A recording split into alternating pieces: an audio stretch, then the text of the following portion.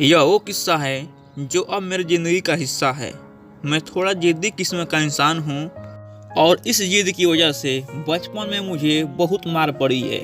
लगभग मुझसे घर के सारे लोग परेशान रहते थे।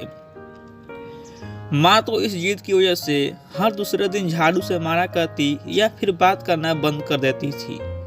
लेकिन इन सब रंजिशों के बीच एक शख्स चुपचाप मेरे साथ खड़ा रहता था। वो थे मेरे पापा।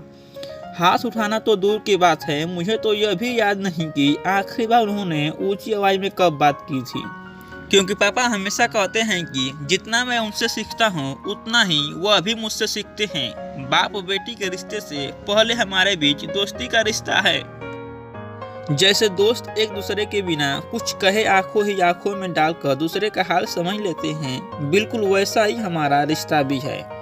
पापा मुझसे कभी किसी के लिए मना नहीं करते। जब मैं उनसे कहीं जाने को कहती तो वह सिर्फ एक बात बोलते कि बेटी, अगर तुम्हें यह गलत नहीं लग रहा तो करो। यह शब्द सुनने के बाद मुझे न जाने कैसे खुद ब खुद सही और गलत का अंतर समझ आ जाता।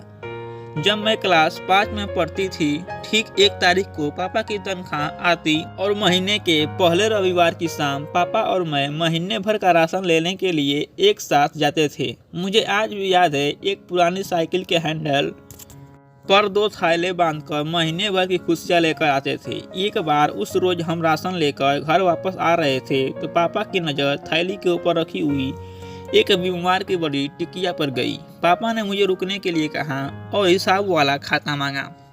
उन्होंने कुछ देर हिसाब वाले खाते में जांच पड़ताल की और बोले, यार इतनी छोटी टिकिया को जोड़कर बड़ी टिकिया दे दी। चलो कोई बात नहीं, तुम यहाँ पर कुछ देर इंतजार करो, मैं इसे अभी बदलवा कर वापस आता हूँ।